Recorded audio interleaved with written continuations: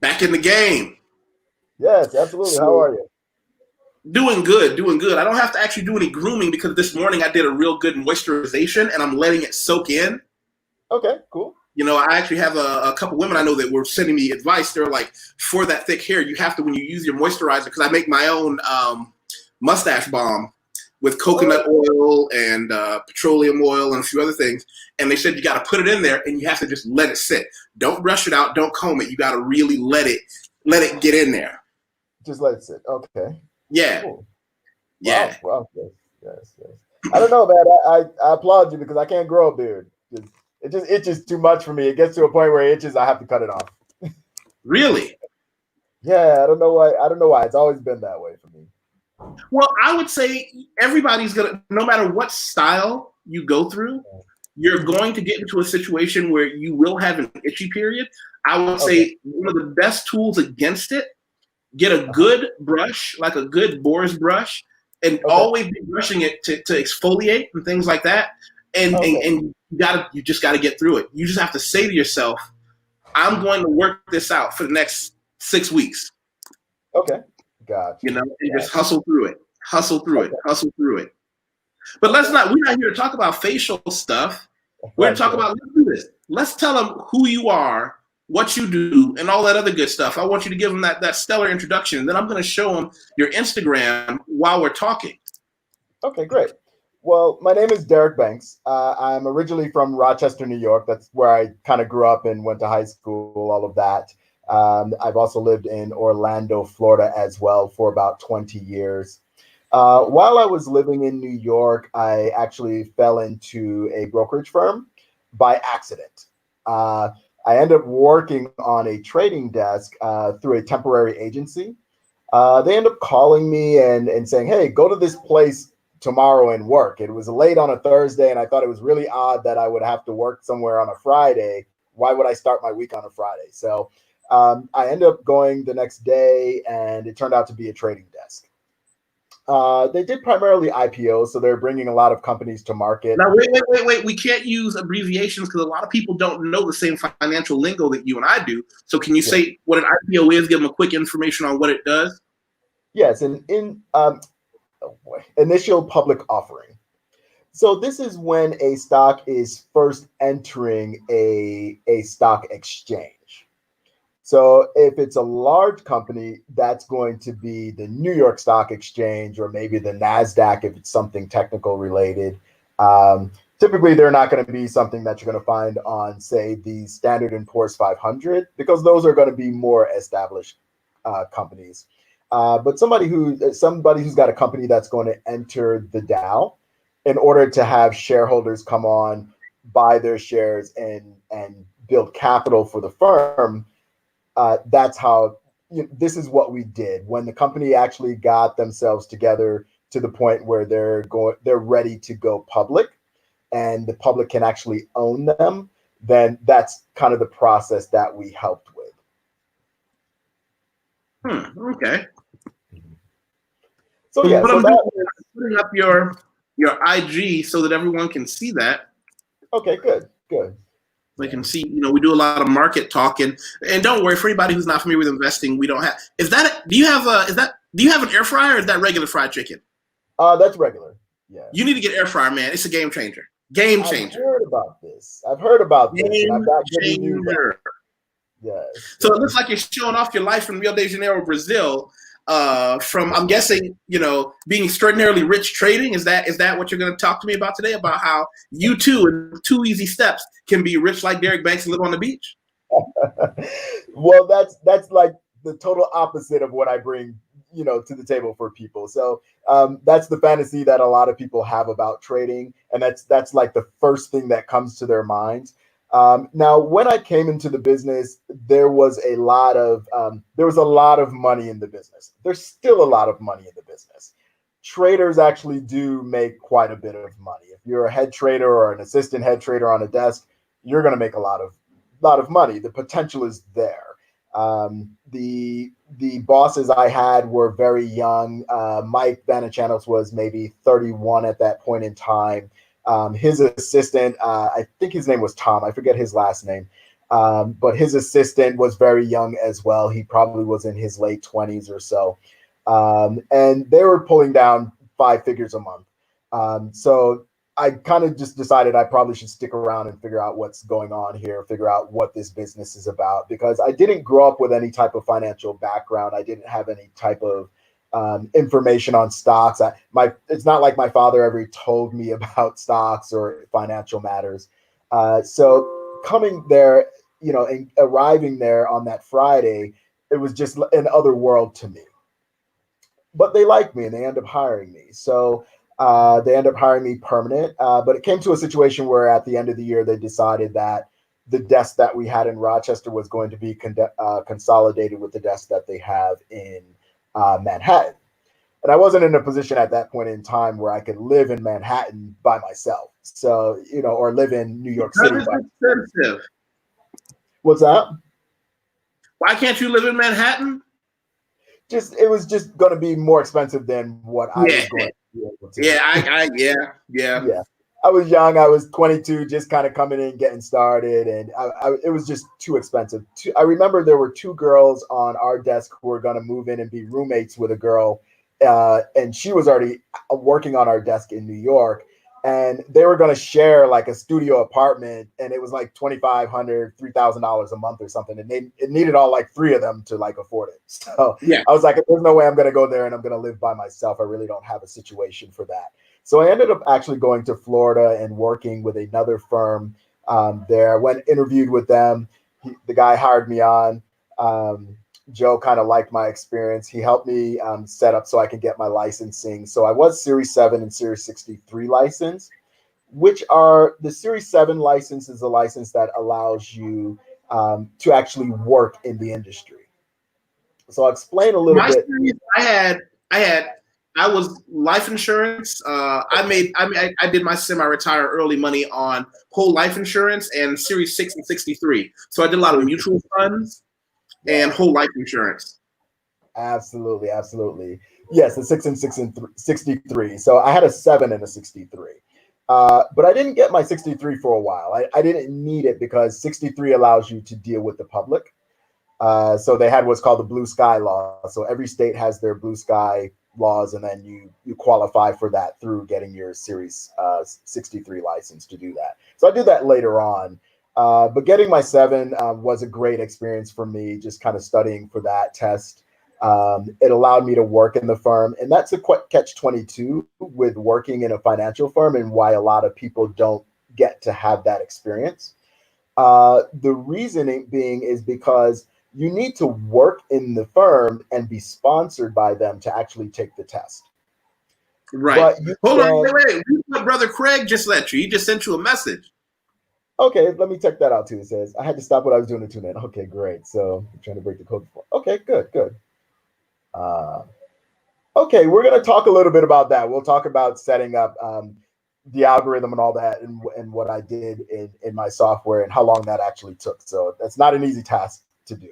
And there's a lot of background that happens with that. So we can definitely touch on that today. Definitely remind me for that. But as far as getting a Series 7 license, and to be a trader, you can't get hired unless you have it, but you can't get it unless you're hired.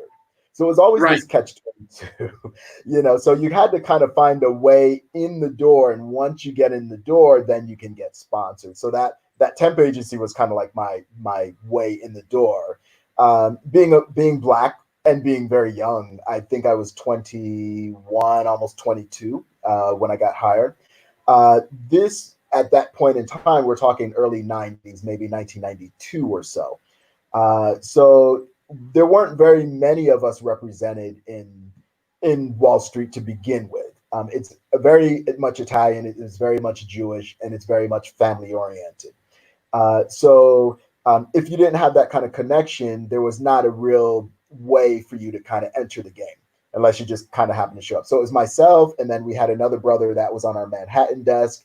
And then I had a girl that was working in our operations department with us. And those are the only 3 Black people I think that I know of in the company. I think we ended up getting a broker that was a Black guy at one point in time. So I thought that it was important for me to kind of learn the business. because I knew that this information is important for all of us to learn, for anybody, but especially in my community, because I know for sure that I wasn't taught. The only idea that I had about the stock market was an uncle of mine, my dad's older brother. In my grandmother's house, I remember him showing me the newspaper. Back then it was a newspaper, there's no internet. So he would pull out the newspaper and he'd look through his stocks and he'd show me, like in the newspaper, what stocks he owned. And he's a millionaire. He's definitely a millionaire. He's retired. He's in Florida and all that stuff now. He's done the whole thing. But that was my only immersion. So going ahead and getting licensed, all of that was really important to me. Yes, Willie, I see your question there. Yes, I do live in Brazil. I live here in Rio. Matter of fact, in 20 days will be my 2-year anniversary. So I'm definitely here. So I feel like now, kind of as a journeyman, in the business and having been around it for so long, having seen it from so many different angles. Not only was I a trader, I did end up working for Morgan Stanley through an acquisition, and I was helping individual investors there. I supervised a team that basically, when you call in to ask questions about your account, or you don't understand how margin works, or you need to fill out the application, we helped with that. So I designed their whole training program for that. And then basically I delivered that training for probably about 150 different reps in about maybe a 3 or 4 month period of time, because when Morgan Stanley bought us, they ramped up the business quite a bit. But that was in about 2001 or so. The market crashed, and of course it's kind of feast or famine in that business. When the market crashes, everybody's kind of laid off, and then you find something else to do. So I did some other things for a while, but then I ended up trading Forex at home. This is in about 2007. So I ran across... Whoa, Ray, damn it. I didn't know you were going to use that picture before I clicked on your hello. You got me. Yes. Hey, you know what? Before we even go into what you're going to say about Forex, I have an important question for you, Brother Derek. Okay, yes. And I want you to think real hard. Yes. All right? Yes.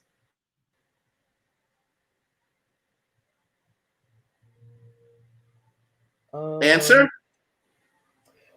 I don't think I can see all of it. Se o bolacha o biscoito? Aqui no Rio é biscoito. You people are just wrong. You're wrong. It's a biscoito. Yes. You're absolutely wrong. Yes. I've seen this debate before. Yes, it rages online quite a bit. So yes. Wow, that's interesting. It gets deep. Yeah, they do get deep with it too. Yeah, so that one, and there's another one that they had, the piccole. So they have different things that they call it. It's kind of almost like a little plastic bag, and they fill it with almost like an ice cream, and they bite off it, and they kind of suck on the ice cream from this plastic bag thing. But they have different names for it, so it's kind of interesting. Yes. Yes. Okay. Thank you, Willie. Thank you. So yes. So yeah, Willie. It's a great experience. I have no regrets for coming here to Brazil.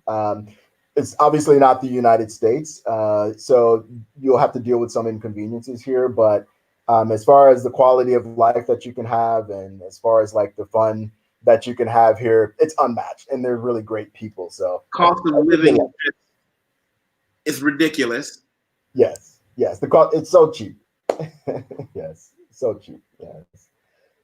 So yeah, so where were we? We were talking about Forex. I was starting to talk about. You had just begun to open up on Forex, and what I'd like to do is, here's where I am. I want to give you a very clear understanding of where I am. I am someone who, about 6 weeks ago, created a mastermind group of people who decided to really commit to learning Forex. So we're taking some online classes together, and I have some friends who are successful at it. And they gave me some advice I want to run past you, because I want to ask you a whole lot of questions about your program, but I also want to go over some basics for people who don't know. And for the record, I tell people this all the time. This channel, we talk about a lot of things. We talk about world travel, not just our lives in Brazil. We talk about social issues, and some of you people have seen quite a bit of those. But we also talk about my favorite subject, without bar, would be talking about money, because I genuinely love money. Like, money is the greatest slave in the world. Once you're at a point in your life where it's working for you, it's awesome. But what I always try and do is this is one of those places where I don't want to keep all the candy for myself. I show people how I did it, what we did. So here's where I am. I've decided to do something, and you can give me your take on this. And for the record, the war on SJW said, how much would you need to live there? I did a video that I'll show that to you. It says the cost of living expenses. And that's something you might want to consider watching, because it gives a real breakdown of the cost of living. And I got some other information I can give you later on that. I think I have there's what it looks like. Brazil's cost of living explained. That's for anybody who wants it. So here's what I was taught by my friends. And by my friends, I have two friends who are successful with crypto. I'm sorry. I'm a Bitcoin person, so my brain still goes back to Forex. Okay. They both told me the same thing. They said the mistake that most people take and make is that they don't take the time to learn the system and then paper trade. And paper trade is to say you do nothing but trade imaginary money online until you're consistent with your investing. So I decided I was going to take these courses with my friends. We do nothing but take, I think we do about 2 to 4 hours of nothing but concentrated study time with this at the end of every week on the courses that we're taking, on the course we're taking. And then I don't want to put any real money in the market for 6 months. I want to do nothing but paper trading for 6 months until I can be consistent with my returns, because the men who talk to me about this are men that I trust. And both of them said, don't put any money out there until you can be consistent just in the imaginary controlled environment of paper trading. Certainly. I'm going to give you this one. What is Forex and when did you start? Wrong order. When did you start Forex and what is Forex, if you could give us a definition? Okay, so I started trading Forex in 2007. I actually had seen it a couple years earlier, but I asked one of my former managers at Morgan Stanley what he thought about trading Forex. And he said, stay away from that. It's too risky. That's something you want to stay away from. So for about 2 years, I didn't touch it. 2007 rolled around. I was at home one day and I just kind of stumbled across it again. I think there was an advertisement or something. I'm like, oh, I remember this. Let me look at it and let's see what it's about. So I got in, I got a small account. I started trading like right away. I didn't start with fake money. I started with real money right away. Wow, is that a good idea? I started trading. Oh, okay, good. So I started trading right away with real money, because I kind of have a different philosophy for myself, just coming from the trading space. And I'm not saying this is for everybody. It's just, this was my job every day to trade. So I wanted to see how much it was like what I was doing on the trading desk that I worked for. So for me, I'm like, if this is going to work, I want to see it work with real money. So I didn't put a lot of money. I put in a small amount of money because the leverage was so high. I didn't really have an understanding of everything that was kind of happening, because Forex is a lot different than trading on an equities desk. That's what I found out. So that was 2007. It was my start. Now, to answer your question as to what Forex is basically short for foreign exchange. So most people are familiar with the foreign exchange when you go to another country. Say you go to Europe or here to Brazil, somewhere along the path there, you're going to take your US dollars and you're going to change them for the local currency. That's all over the world. That's going to happen. Now, anywhere you go, people will take US dollars, that I'm sure, but there's always going to be that exchange rate. So there's a whole hierarchy of how that exchange rate is decided. There's a large bank called the interbank. That's like the largest one. The interbank sets the rate of the exchange. or how much a currency is worth versus another currency. So how much the dollar is worth versus the Brazilian real is decided by this interbank. They pass that rate down to the intermediary banks. And these are large investment houses and people like this. They actually kind of add their price or commission onto it, and they pass that down to banks that we might know, that we might walk into. That's kind of like the hierarchy of how that works. Okay. But Forex is important, and it's important in every aspect of life, really, because all of us are using currency at some level. This is what's wonderful about this business, is because it's, until we go into a one world currency, we're going to have some type of way of trading those exchange rates. So what a lot of people don't realize is, because the entire world uses money, and all of them have a different currency and a different valuation of their currency, that they don't realize that these rates change daily. They're changing not just daily, but they're changing second to second. From Sunday in the evening all the way till Friday in the evening, this market never closes. So it's 24 hours a day. It's trades something, I think it's now up to about $5 trillion per day. So it's much larger than the stock market, and say like the US stock markets, Dow Jones or whatever. It's much larger than those exchanges. Now you think about something like the Dow Jones or the US stock market, it opens at what, 9:30 and then closes at 4 o'clock in the afternoon. But Forex not like that. It's around the clock, 24 hours a day. So that money's always changing hands. So now you're talking about dealing with, in the morning, you're talking about having the London session, and then you have the US session, and then you have a Japanese session as well. So those are the big time frames that we're trading in. So Forex is important because if you think of a company like, say, Caterpillar makes these giant earth moving equipment, these machines, and say they don't sell them just in the United States. They're going to sell these to some construction company in China or to the government of another, country.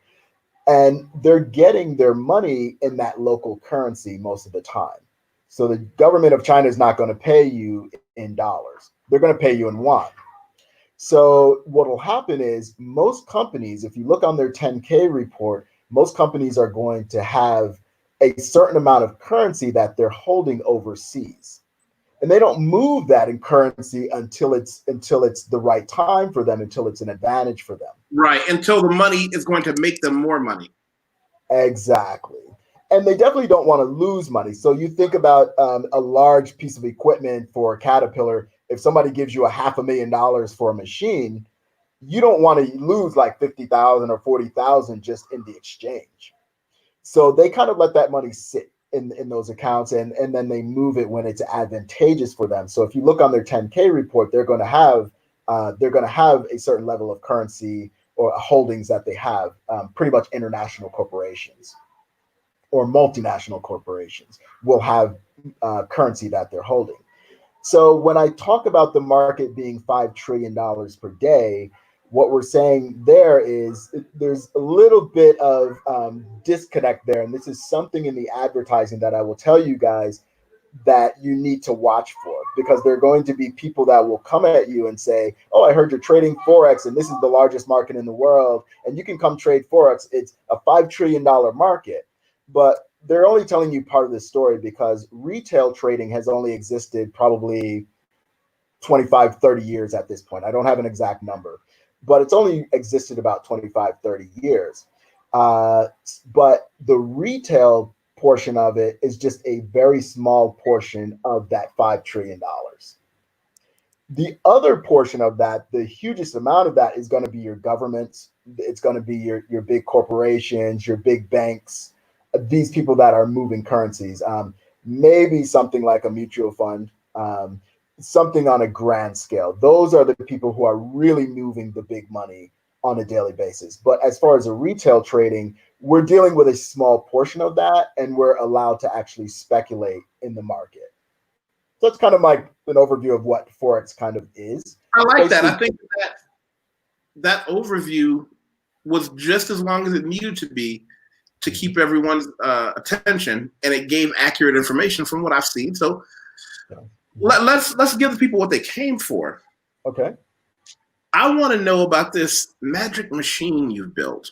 Apparently, you have this magic machine that you've been telling people about, and I want to talk about what it is, what it does, what it's not. Okay. For the record, I want to be clear to everybody watching. Yes. I am not a client of Derek's. Derek's hasn't given me any kind of compensation or remuneration for this, although I will accept dinner when we hang out together. Give me a pizza.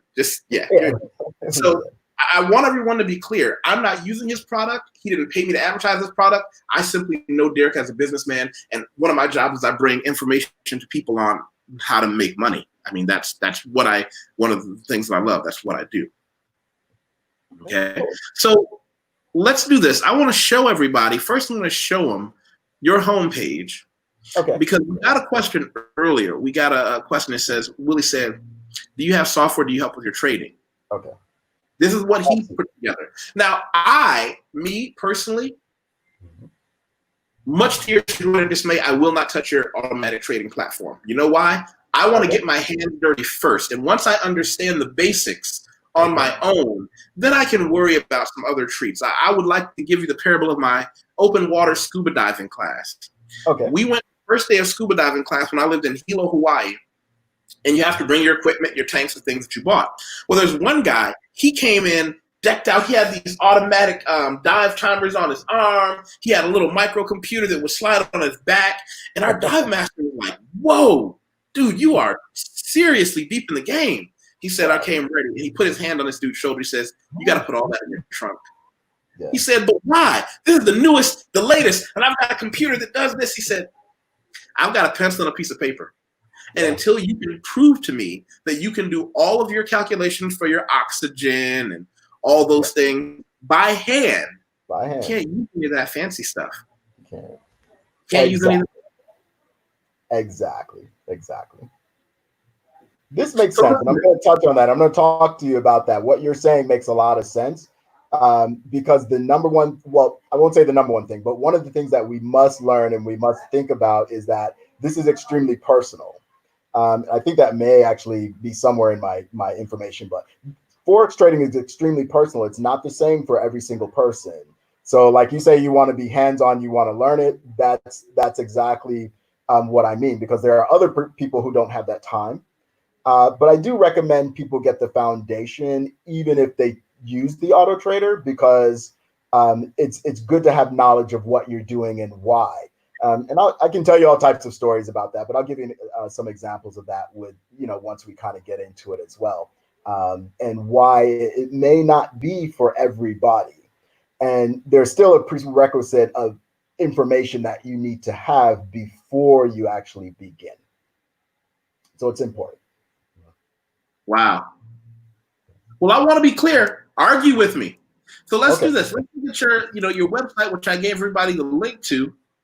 Okay, great. Live podcast, currency trading. So you do live trading. We can watch you trade?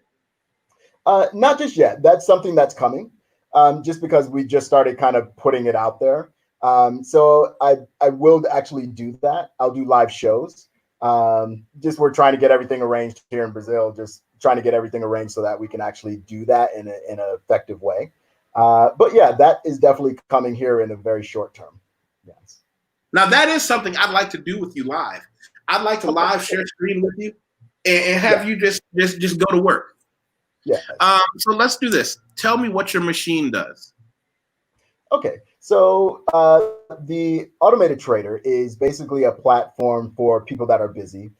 Maybe people that work or they just really don't have time to sit down and analyze charts, or maybe I'm getting a lot of people who are maybe getting alert services sending them trades, but it's coming to their phone, and maybe they're out driving or they're in the grocery store and they're not able to really navigate putting those alert orders in.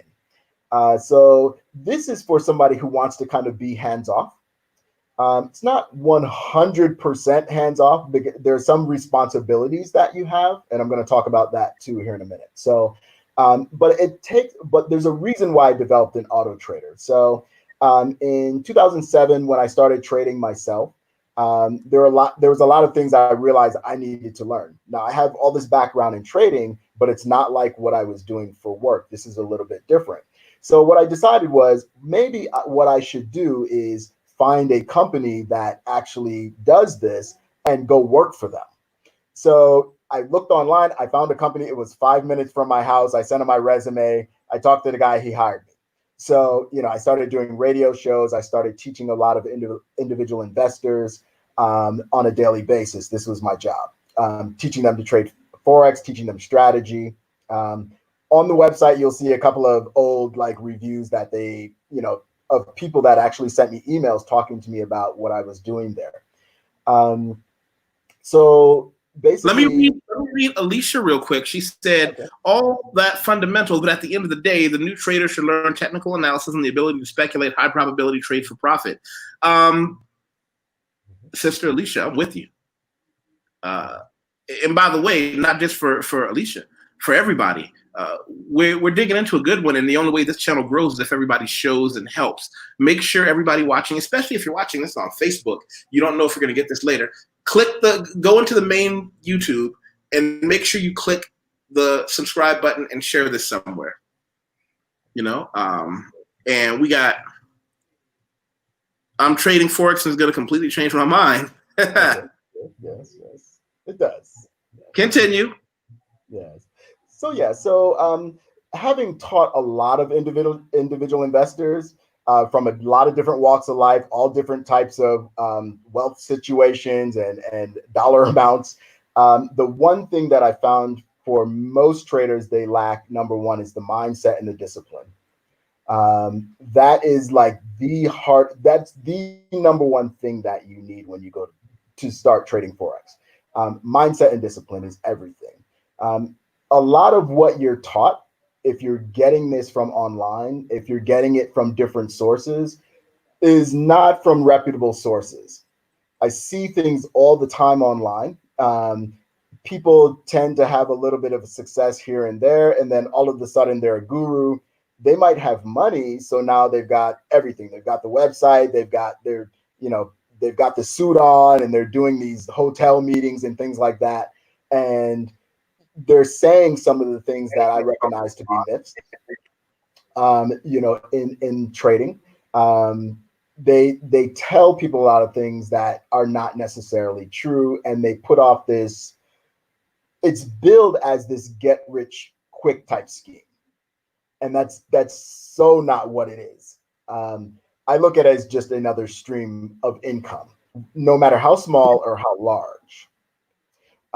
So this is something that I kind of, with the people that I deal with, I talk to them about mindset. I actually wrote a book in 2015 and kind of revamped it this year called Mind Control for the Forex Market. That is on my website as well.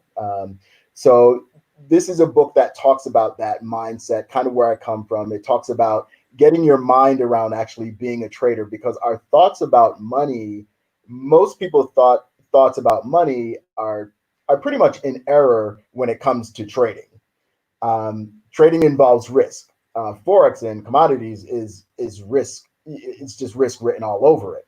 So most people, when they think of their money, they have this protectionist idea of their money. So what you've always been taught your whole life is hoard as much money as you can, save as much as you can, and just hold on to your money with a tight fist.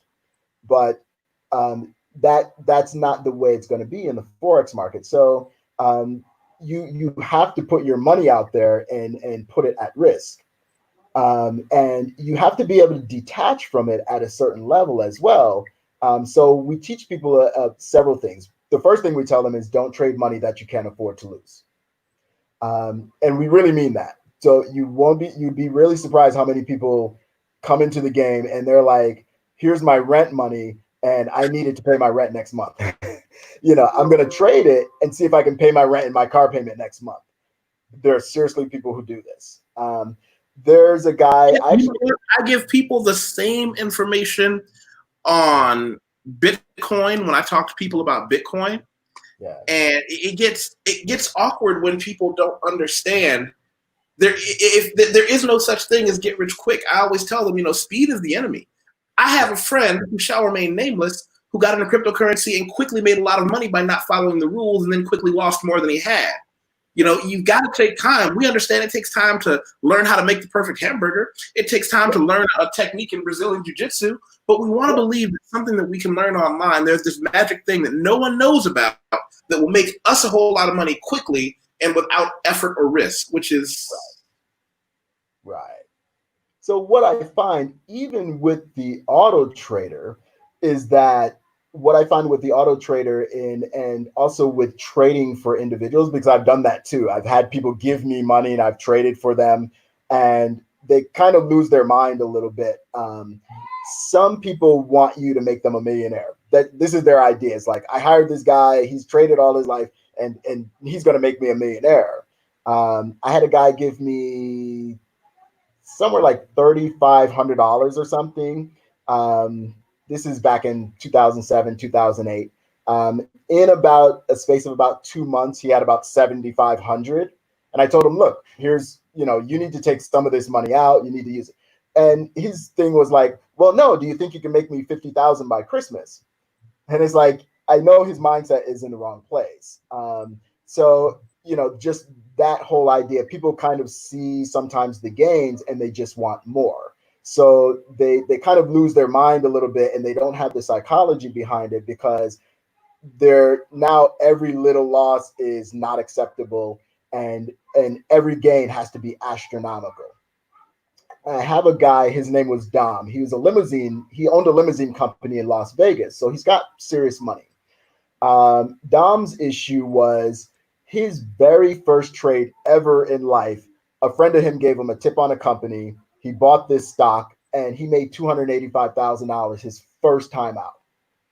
So now he's ruined, because I would trade with Don. I taught him for a long time, but he didn't have the discipline, because if it wasn't so many $1,000s, he's not interested. He can't close the trade. He can't be satisfied with it.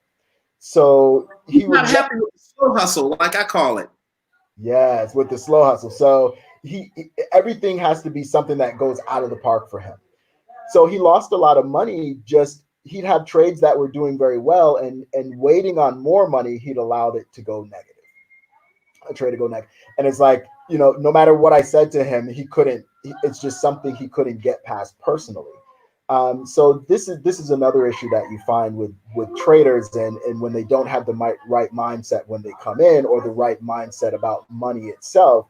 It's like, all wins are good. I don't care if it's 1 penny. This is a good win for me. I'm going to appreciate that win, not look at it like, oh, this is not enough. And then the other side is going to be the losses as well, and how you look at losses. Because like you say, you have this guy who comes in, he makes a ton of money in Bitcoin. We see this all the time. People who make a ton of money in stocks, and they're just waiting for more. And it's like, well, you just got like 50% on your money. What do you want? How much more do you want? My goodness. Yes. I mean, it happens all the time. It happens all the time. So it's like, but they want more. So the mindset and the way we've been taught about money all of our life is that we're supposed to hang on to it, and it's only supposed to grow. We're never supposed to lose any. Think about the last time you lost a dollar bill on the street. Like people can't even tell you when the last time they lost a dollar, because we hold on and we watch our money, right? So we watch it all the time. So the discipline, you have to kind of break those chains a little bit when you're teaching individuals. So for me, having the auto trader kind of eliminates a little bit of the discipline that people don't have. It kind of gives them the discipline that they don't have, if they can leave it alone. And I'll tell you some stories on that too. But there's that whole stream of people who want riches to come from trading. Then there's the other people who will hire you to trade or give you money to trade. So if something goes wrong, because they're not successful. So if something goes wrong, they have someone to blame. So if you take a loss, they can treat you like you're their employee. So, you know, you have that people as well, you know, so it's like, no, I work for me. I don't work for you. I work for me. You're giving me your money to trade, but I work for me. I don't work for you. So, you know, so what I've noticed is that there's these different personalities and these different quirks that people have. And this is one reason why I've kind of shied away from it for so many years, like dealing with the public with it, because I know that these personalities are like that, and it just ruins the game for you. So I'd rather just do it for myself, you know, make it do what it does for me, practice the disciplines that I have, and just leave it that way. And this is why when you go online and you're talking to all these people and they're saying, I do this and I trade and this is my strategy, and they're teaching and they're doing all of this stuff, typically those are not successful traders. Those are not the successful traders. What they found is a way to get money from people. And so they're pulling in a lot of money doing classes and things like that, and you don't know how successful they are. So, you know, I'll just be real about that. I've worked with people who put doctor in front of their name, and they were not a doctor, and they couldn't trade to save their life, but they're teaching people. So, you know, I've seen this with my own eyes. I've seen people pay $7,000 to come hang out with the guy who's supposed to be a guru for a week to trade, and they got here Sunday, started trading, and they haven't made a trade even on Wednesday. So they haven't even made one because he's just analyzing everything to the point where he can't make a trade, and he's afraid. So, you know, there's a lot of those things going on. And this is one of the reasons why you don't find people who are really successful in the public. They're not there because when you start to introduce individuals whose mindset is incorrect, it throws you off your game. It throws you off your disciplines. There are going to be people that will be pushing you to make them more money. And you should be doing certain things from your discipline that are going to keep you conservative and keep your count going. But they're pushing for more. So you think one day, you think, oh, well, maybe I'll do a little bit of this. Maybe this is a little bit outside of the plan, but I'll do this outside of the plan. And it ends up not working, and you get bit by it, and they're on top of you. And then now your whole psyche is in a different place. So having, you know, this is the difference for someone who's been around it for a long time, just being able to kind of pick those spots, knowing who to kind of learn from, and knowing what's important. As far as I saw the comment that was made that a trading plan is important. Somebody talking about trading plans, somebody talking about mindset and discipline. These things are extremely important, so that when you go in and yes, I saw that, Alicia. Thank you. That's absolutely true. You have to have a trading plan. You have to have some sort of blueprint that you're going to follow, and you have it written down and say, hey, listen, I need to follow these specific rules. A lot of my strategies and things that I build and what I was building for people when I was teaching at the companies I worked for were strategies that you can walk through step by step by step. If you get to a step and you realize you didn't do something right, then this is a bad trade for you. But if you're walking through step by step by step and you find out you did everything right and you still lose money, this is not a bad trade. A bad trade is not a trade that wins. That's a win or a loss for you. A bad trade is how well you followed your discipline, because we can't predict the market. We don't know what's going to happen in the market. Yesterday we had, you know, a run up in the Dow that pretty much wasn't really expected.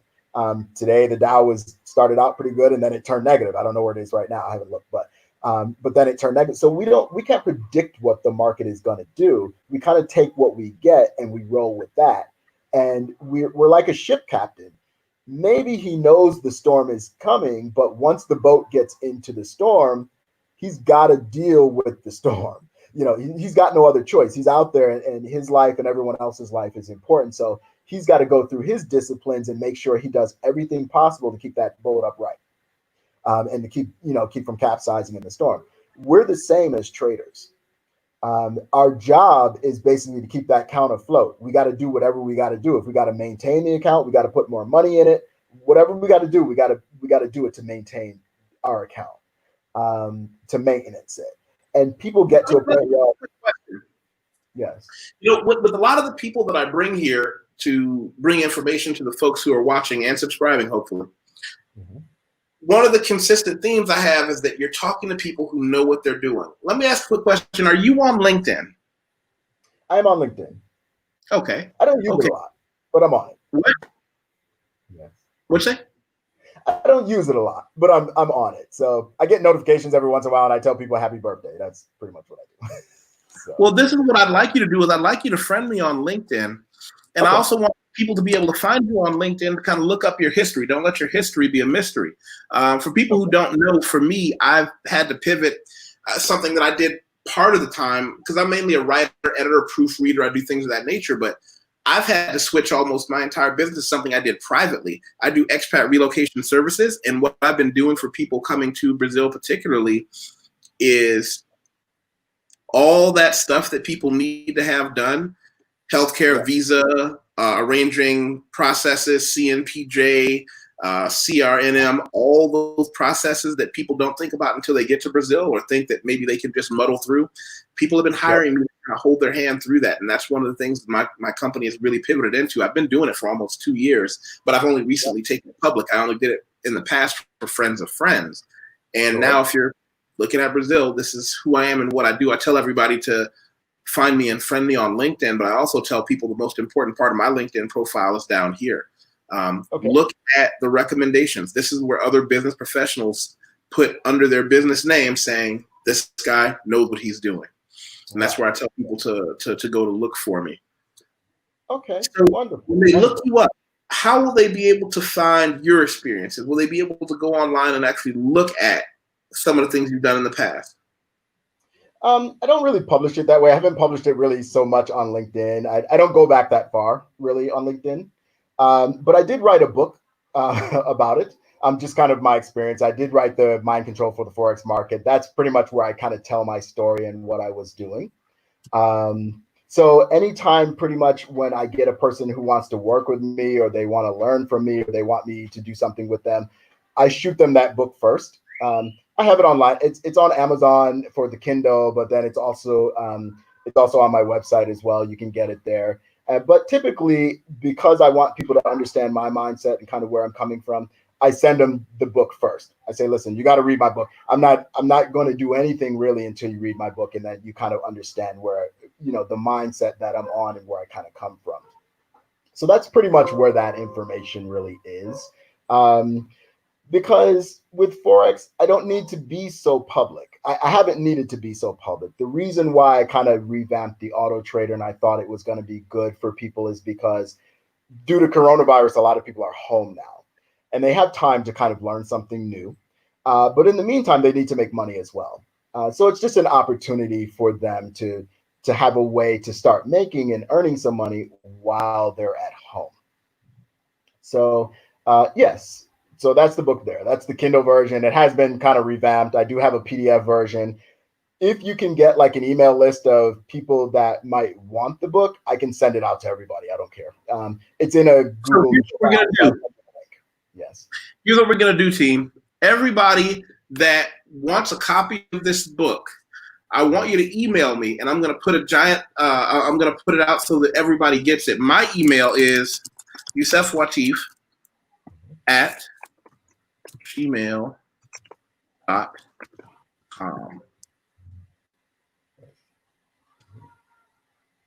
I can't type and talk at the same time. You can type. Yeah, me neither. Yeah, so I think it's good. I think the book is decent. It's not a long read at all. I forget how many pages. It's under like 50 pages, but it's a good mindset. It's a good way to grab your mindset. It's going to talk about things like let me just put it out there because I want to see what the answer is.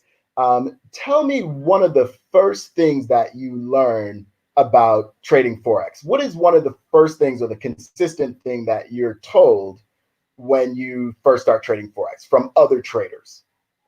What would you say would be one of those first things?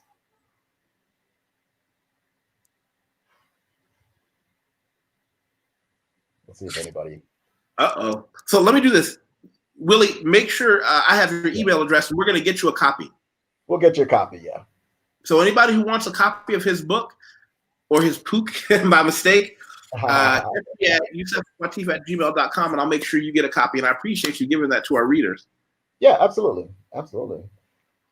Now, Alicia said Baby Pips is a good resource for beginner. I love Baby Pips. I absolutely love Baby Pips. So if someone asks me where can I go to learn about Forex outside of my website, Baby Pips is absolutely number one for me.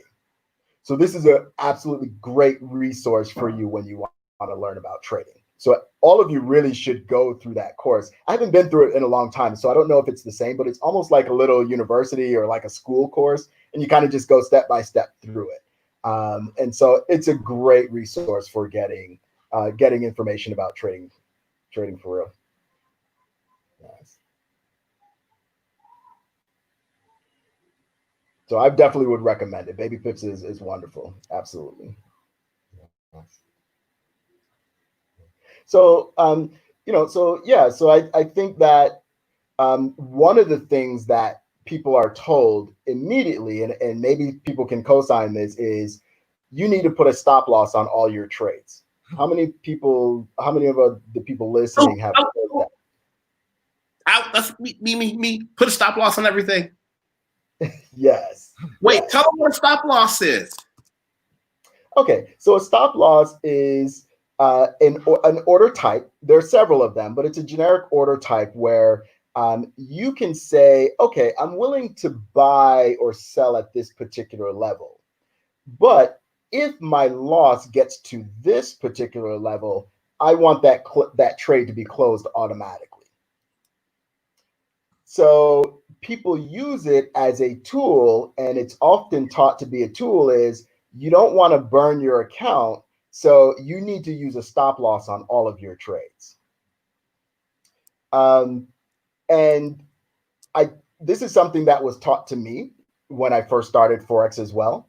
And the reason why it had to be taught to me is because when I was trading as an equities trader, we had $3 million in positions every single day that we're working with in an account that we're working with, and we're buying and selling all day long. We don't have time to put a stop loss on anything. So I know what a stop loss is, but I never used it. Like I've never used it. So my first baptism into Forex was use a stop loss on all of your trades. Now you have a problem with that because now you start to deal with your money management aspect of your account. You start to have some issues because where do you put the stop loss? How far away? For most people, if you follow any type of the myths that they teach about risk management, like using ratios, your stop loss pretty much is going to be too far away. If you use support and resistance levels, typically your stop loss is going to be too far away, and you're not going to be happy with the loss that you get. So my mindset is a lot different on the stop loss itself. I think people should start to look at the entire account in general. So stop concentrating so much on individual trades, but look at what the overall account is doing. So you're looking at, okay, what am I accomplishing with the overall account? So when I get to a certain level of profitability with the whole account, I should be taking off all of the trades that are on the account, whether they're wins or losses, because now I can start fresh. So that's kind of my mindset on stop loss. That's my mental stop loss. Now I can see there are situations where the market just, goes crazy because of some actual news event or some fundamental, news event occurs as something that's out of your control. Like somebody launches a nuclear missile, there's nobody that's going to save your account. Even a stop loss may not save your account. So, I've seen situations like in 2015, I was here in Rio, where the euro decoupled from the Swiss franc and entire brokerage firms went out of business. So it happens. But it's like a once in a lifetime event type things. These do happen. So there's risk there. But you don't want to be so afraid of trading that you feel like I've got to protect every single trade with a stop loss. So because intuitively, it's just going to be in the wrong place. And 9 times out of 10, it's going to hit that stop loss. So the way I explain it is like this. If you have a child and you say to that child, you can't have ice cream until after dinner, But if you ask me 5 times, I'll give it to you. What do you think the child is going to do at that point in time? Right. He's going to ask you 5 times because he wants ice cream, right? Because he knows you're going to give in at that point in time. So he knows you've already told him. So why would you tell your broker your pain point? Why would you tell them where they could take your money? So there's some this gets into a lot because there are brokers that are called ECN brokers where it's mostly electronic, and then there's brokers with a dealing desk. With the dealing desk, somebody's actually putting eyes on your trade, or at least knows your trade exists, so that they might actually even target your stop loss. So they're not doing it on purpose. They're just looking at, here's an order. We need to hit as many orders as we can and then move the rate to the next level. That's kind of my background sitting on desk with market makers. That's what we did all day. So, okay, awesome. That's hey, great. 40 Entrepreneur Drive. I want everybody to go check her channel out. YouTube 40 Entrepreneur Drive. I want her to come by and say hello as a guest here as well. We have each other's email. Let's talk. Oh, also, now here's the thing. I don't want to go too far away from our comment section. Yes. For the people who don't know about the 90-90-90 rule. Okay. Do you know what the 90-90-90 rule is? You want to talk about your show? Huh? Yeah, I've never heard of it. No. 90% of new traders lose 90% of their capital, quote unquote, their money, in 90 days. Yes. This is very true. This is extremely true. Yes. And a lot of that is just from not gaining enough prior knowledge. A lot of that is not understanding leverage amounts, not understanding how margin works. The government kind of came in and gave us regulations as U.S. citizens for what we can do in an account. Yes, Alicia, I'm going to talk about that right now. This is a great question right here. So which brokers do you prefer? So before, you can have an account anywhere in the world. You can open, if you had a broker, you can open an account there. But they were offering leverages that were like 1 to 500, 1 to 400. Then they started getting ridiculous, 1 to 700, 1 to 1,000. People don't really understand what that means. They don't get it. Yes. So they go for these higher leverages because now in the United States, the regulators came down and said, okay, anybody who's a broker in the United States, you can't have leverage more than 1 to 50.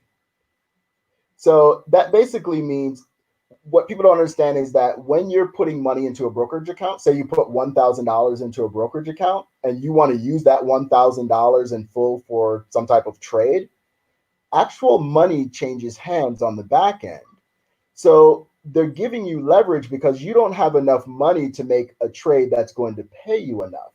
So you're putting up $1,000, but you're controlling $50,000 worth of currency, even at 50 to 1. So now imagine 500 to 1. Look how much money you're actually controlling. People don't realize this money actually changes. It's not just numbers on a computer screen. Yes. You don't. Let me do this. I want to, and I apologize for cutting you off because we're going deep in the bag on this one. Yes. Alicia asked you a question about brokers. Now, here's the thing. Is that a personal question? No, not at all. Not at all. Okay. Here's what I want to do.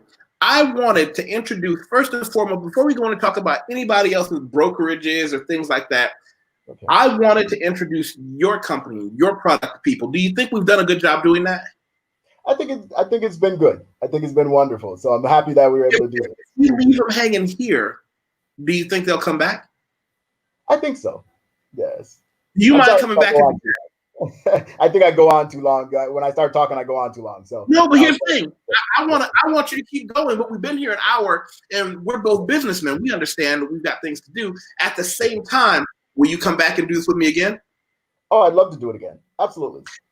Everybody in the audience, I hope you come back. Because I'll tell you what I've got to take care of right now. For people who don't know, another side of what I do is I have a Patreon account And I won't make everybody read through it here. I'm going to leave the link, but this is where I put the things that are not fun. This is where I put the information where how to move to Brazil on a technical level, what paperwork you're going to need, how to look at an investment course for something like Bitcoin, how to become a subject matter expert and monetize that.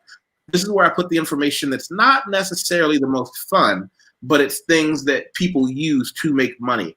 What I'll do is I'll leave the link to my Patreon, but I also have something that I have to take care of now. For people who are on my Patreon that know they're at the Arcane level, that last level right here, these are the people who have access to me 24/7, and I do a lot of one-on-one with them in person over the phone. They're not just getting the information that I put out. I'm walking them through the processes and giving them access to my business. So what I need to do is I have a client that I need to get to. Okay. But let's see, hold on a second. You just had a book sale. Okay, thank you. Thank you so much. Well, I have to ask him that. Got anything else in Japan? Yes, as a matter of fact, I do. I have some friends in Japan. We are going to do a sit down, and we're all going to talk about the pros and cons of our passports in other countries. And I'm looking forward to seeing you on that. I want you to email me, though, because we need to talk about that. Maybe a Forex panel, Brother Nathan Francis. You might have an idea. Several of us. When did he? Nathan included himself in the us, like he was us. All right. Well, last time I checked, Nathan. All right. I guess I'll include Nathan. But here's the thing. I've got to run, and you got some stuff to take care of. Let's do this again next week. Yeah, why don't we do it again next week? Because I think people need more information. I want them to have a little more of the overview. And maybe they can have time to put together some questions and some other things that they want to address. Yes. And we'll just run through them, So, yeah. All right. Everybody have a good afternoon. Don't hang up just yet. I'm going to talk to you off the page. And